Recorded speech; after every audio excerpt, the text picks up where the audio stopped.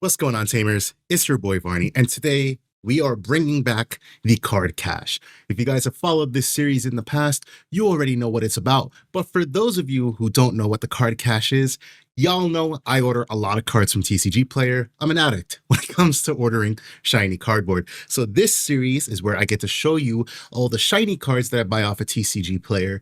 We get to look at the art, we talk about our favorite artists, we look at all the texture and the detailing and the whatnot and so forth. So if you're down for that, hop along for the ride. But first, let's roll the intro.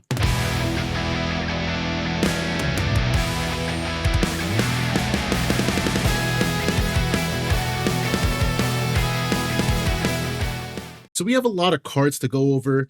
The first one we're going to start with, I decided this format that I was going to be playing Royal Knights, the new OmniX and Omekamon and Cool Boy, the trifecta. Well, I guess it's the quad. What is the fourth thing called? The quad. It's not a quadfecta. Maybe it is. I don't know.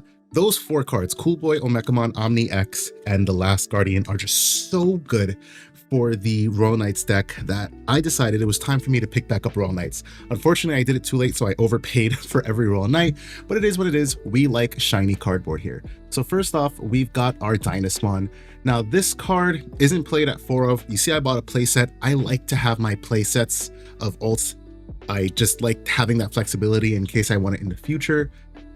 This I'm probably going to play at 2, if not any. I'm not sure. I'm undecided. The problem with Justimon is it doesn't search your Cool Boy. It will trash your Cool Boy. It will trash your Omekamon, which I don't necessarily want. I actually want to be able to find those pieces. So I'm unsure how many of these I'm going to run, but I really do like all of the Royal Knight arts from BT13. If we take a look here, all of these Royal Knight arts have such beautiful gold foiling and texturing.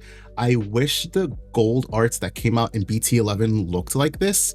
They all look very dull and they're just not inspiring, but the BT13 arts are absolutely phenomenal. And we're going to be looking at a lot of the BT13 Royal Knight arts. Justimon is such a phenomenal job. I wish this just synergized good with anything else. This picks up a Lucemon, but like you can't really play this in a Lucemon deck because you don't really want to play this for 10 and you're not really digivolving. You don't really care to digivolve your chaos mode into this. Like, weird card. But for Royal Knights, we picked up a playset because it used to be our searcher, and again, I have my playsets. Next card, we picked up 2 Genkumon. I already have 1. I only picked up 2 more. I try to pick up my cards from TCG Player in as much possible as I can from one seller. Obviously, I'll end up having like 10 packages, but with some of these cards, I just make the compromise of, all right, I can only pick up this many, so I'll just grab as much as I can and I'll pick up the rest later. So I have 3 Genkumon. I do plan on playing at least 2, if not 3. This card is so good for Royal Knights because it lets you play out any Royal Knight from under Yggdrasil, including OmniX. His effect doesn't let him play out an Omnimon or Genkumon, but not a Omnimon or Genkumon in name, which is really nice because you can just slam this down, play your OmniX, then that OmniX is gonna bottom deck something and it gives something rush that's an attack without suspending, so you get to keep your blockers upright. Card is really good, and I can definitely see running this at 3. The only thing is this is a 13 play cost, so it can be pretty hefty at times, but I mean, it's worth it. And if we take a look, let me pull it out this perfect fit here so we can get a better look at it. Oh, the foiling and texturing. So his spirit in the back, I believe it's called, I'm gonna butcher this, it starts with an H. It's like Himukai. It's a really, oh, look at that right there. It's a really good show of just how, first of all, how strong Genkumon is. Look at his arm. That man is built. But also just how imposing his spirit is. Oh man, fantastic. I should mention the artist because I'm gonna forget that. All of these Royal Knight arts are drawn by Sasasi. So Sasasi did an absolutely fantastic job with these. I'm gonna put this in a different sleeve because I don't like these kinds of perfect fits. Next card we've got is a Leopardmon. I don't remember how many Leopardmon I ordered. I definitely ordered a couple of these. This one I had to grab from different sellers. So this seller only had 1. I think I ordered at least 1, if not 2 more of these. Leopardmon, always a good card for Royal Knights. Being able to play out your Royal Knights, reducing cost, and then giving everything blocker. Texturing, foiling is phenomenal. You can see in the back there is the shadow right here. or not shadow, but like the silhouette, or I guess that's not even a silhouette, right? That's just kind of the character. That's leopard mode. The Leopardmon does have that alternate form. Oh my goodness. That is such a fantastically well done art. Man, Sasasi just... oof. Sasasi also did the Demon Lord alt arts for EX6. So he got to do arguably the two biggest groups in Digimon lore in general, in Royal Knights and what's it called? Demon Lords. So I mean, he just hit. So that's all of our Royal Knights from this package. Actually, hold on, there's one more. I mean, this isn't a Royal Knight, but it's Yggdrasil King Drazel 76. Nobody had playsets of these, unfortunately, so I had to order them from separate sellers, blah, yada, yada. But King Drazel 76, this is the king of the digital world. This is the guy that makes everything go around. This is the guy that ordered all Digimon to be executed, and that's what set the whole X antibody stuff in motion. If you guys haven't checked out the movie, what is it? Digimon Digital Monster X Evolution. I don't even remember what it's called. I'm not going to hold you, but it is like a 2001, 2002 CGI PS2 type graphic animated movie, and it's okay, but the lore is pretty good. The lore is pretty good. That's where like you see Alphamon, you see Dex Dorugoramon, as well as Dexmon, or maybe yeah. I think that's the way it was. Can't remember. Anyways, King Drazel 76. You see him coming down in all of his magnificent glory. This was drawn by so this is a Naochika Morishita art, and if you know who Naochika is, you know he is one of the prime artists for Gundams, Gunpla in general. He will obviously be doing art for the Gundam card game, but he does a lot of art for the Digimon card game. So this is pretty realistic looking, honestly. I think this kind of looks badass. I can't imagine seeing King Drazel in any other way, so I really like how Naochika drew this, and kind of how imposing he makes his presence. So, got those. Now that's it for our Royal Knight adjacent arts. Now, if you guys didn't know, we are affiliated with TCG Player, and if you want to support the channel and us, we'd appreciate if you use our link in the description down below. Using that link when you browse TCG Player and then go to checkout or whatever cards you're purchasing, we will get a kickback of that purchase, and then those proceeds go right back into the channel and helping us not only create content for you guys, but more importantly, pay our editor. Next up, you see her. We got the girl. We got the one, the only Hina Kurihara. This is like that perfect. Oh no, cool. All right, cool. I pull out. So I have two of these. Come on, there we go. I have two of these. Now I have two more. So now I have my playset. It took me forever. I don't know why, but I finally have my playset of Hinas. I don't know why it took me so long to get these. Hina, always just a crucial card for Dragon Links because you can activate their on plays as when digivolvings. So you definitely want 4 copies of this in any Dragon Links deck you play. Probably just 2 copies of the other Hina because it is your memory setter. It's good, but this is the Hina you want to see. The thing I love the most about this art, so this was drawn by Okada and Mitsu. I believe I've seen their art before, but I can't recall anything in the card game that I've seen from them. But what I love is this sort of like light pastel, colorful art. We don't see a whole lot of this in the card game. And the one thing I do love is how dynamic each card's art is because each artist is just so individual. So in just looking at this art, we take a closer look, like it's just so... Look at how much detail is in this card, man. The Terriermon, the Vorvomon, Agumon stuffing his mouth back there. Like there's so much detail that goes into this card. There's a Koromon. What is that? I can't even tell. Is she at like a table? There's a Gabumon. I think she's holding a basket with her jacket.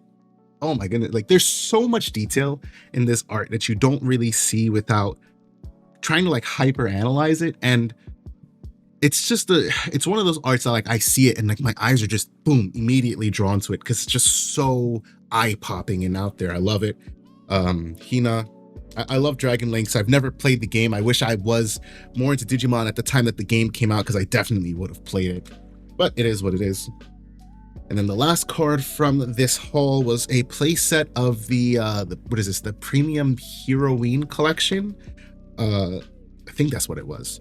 We got our Mervamons here. I didn't order any of that set. I wanted to, and I just dropped the ball on ordering it. But here we've got the Mervamon. I'll be honest, I ordered this because I have the regular alternate arts, and looking at it in person now, I hadn't seen it in person before. But looking at it in person now, I think I prefer the alternate arts, the regular alternate arts more. This one doesn't hit as hard for me as like Lilithmon does. This was drawn by Nakano Haito. I do like a couple of their arts, but definitely the Lilith and the Venusmon I like a lot better. This Mervamon just doesn't, it's all right to me. What I really like that I'm seeing is that sort of rainbow effect. I haven't seen that on the other cards, so whatever foiling they used on this is pretty phenomenal. It's slightly textured on the edges. You can, I don't know if you, yeah, you can see it like right there, those kind of like shining light rays. But on the card art in general, it's just a nice rainbow effect, which is pretty freaking awesome. All right, so that does bump it up in my book a little bit, but I do really like the other Mervamon alt. I'll probably run like a 1-1 split. This was bought for my purple hybrid Merva spice that I built with Burrito. Shout out to the boy Burrito. But I picked up a playset of these because they were cheap enough. I think it was like $8 a copy, so not a big deal. I like having playsets of cards I like to play. I'm not really a person who like, oh, I'm gonna drop money on this card to never play it. I try not to do that in the first place. All right, so next up, we've got some cards that I picked up from trades over the weekend at our case tournament, not our case tournament, but at a case tournament we went to in Connecticut. So first off, you guys would have known that, you know that I talk a lot of shit on Justimon. This card is really good. I did not realize how good Blitzarm Ace was. And you're probably thinking like, it's not that good, is it? I think it is. Until the end of your opponent's turn, this Digimon gains blocker and isn't affected by their Digimon effects. It's always good to be unaffected, and gaining blocker is pretty decent, especially on an ace. And then when digivolving and when attacking, so you can do this with the ace, same thing, by trashing one option card in the battle area, this Digimon unsuspends. Super significant because it's the battle area. It means you can trash any option anywhere you want. If it's one of your own devices, or if it's like a training that your opponent has, or maybe that Ragnarok cannon, wink, wink, nudge, nudge.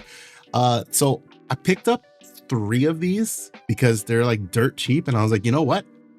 Black decks, we rise up, right? But also because this art is phenomenal. If you can't tell in the background there, he's fighting Z Millenniumon, which is pretty awesome. There's some lore.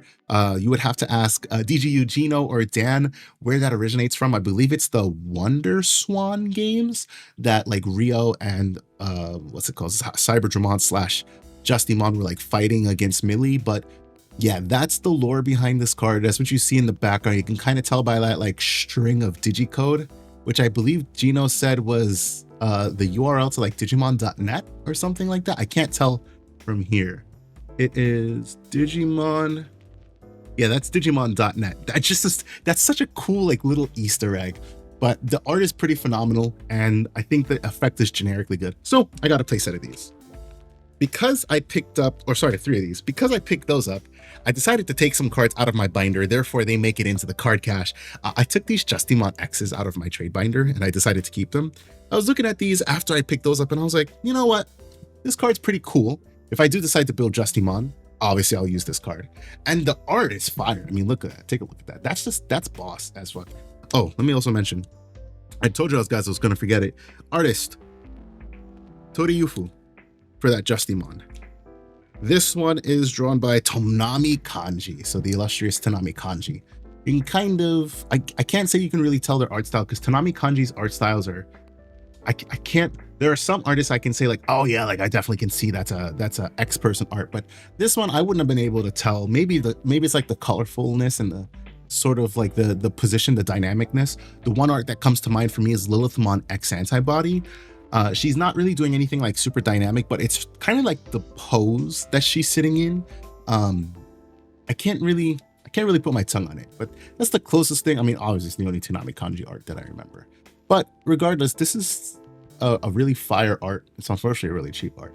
That's another reason I took it out. I was like, screw it. If nobody's going to take it, this boy's got Raid Piercing Sec +1, activating a when digivolving of 1 Digimon card with Justimon in his source, meaning that you get Blitzarm Ace, Justimon X, and then you get to trash another option. And then end of your turn, if your opponent has an unsuspended Digimon, it may attack a player, but obviously, oh sorry, it's not Raid, it's Rush. But Piercing on a black card, like It does read like it'll be good. I don't know if Justimon will be good, but I am just I boarded the Justimon cope train just a little bit, just a little bit. Some other cards we picked up. Let's see. We've got the Groundramon. So this is for Examon. I'm not going to take this out to save because there's nothing special about it. It's just foiled. It's a release event. I will be playing some amount of these. I don't know how much, but I will be playing it. We picked up this Capurimon. Yeah, boy. This is the Invisimon egg. We can take this out. It's a simple foil, but this one at least has some more shininess to go along with it. So it's a simple foil, just a full art. And that is for Invisimon, drawn by Koki. You can tell that. All right, so perfect example. You can tell that's a Koki art. Like that art style, it's sort of like, it feels like it's kind of like a, not, I don't want to say like a water painting, but it definitely feels like it's like a painting of some sort. You can always tell Koki's art style by that. Picked up a place out of those. And then we picked up the Zafagamon Ace Alt Art. This was drawn by Sparibs. If you guys don't know who Sparibs is, Sparibs drew something for Digimon illustration contest a couple years ago and was basically brought on to be an illustrator for the Digimon card game. So it's a super cool come up story for them. This art, right there, love that. I love when there's like multiple layers to the art. It doesn't look 3D obviously because, you know, it's a flat image, but like when you shine it in the light like this, it gives it that little bit of edge. Just like, oh my goodness. And I've seen the SP. I can't remember the artist name exactly because I'll butcher it, but it's like Demisu Pozuka. I think that's her name. The artist for The Promised Neverland. That's fire. Can't wait to get my hands on one of those soon. Expect it soon. But yeah, this art is so good. I really do like that. It's got some really good layering of the textures. Oh, yeah, right there. So that's it for today's Card Cash. Thank you guys for watching. Let me know, what was your favorite art today? Which art did you like the most, and what are you guys ordering? What are you waiting for? Let me know what cards you would like to see in future Card Caches, and maybe I can get my hands on them. Anyways, thank you guys for watching, and until we talk to you guys the next time, peace out.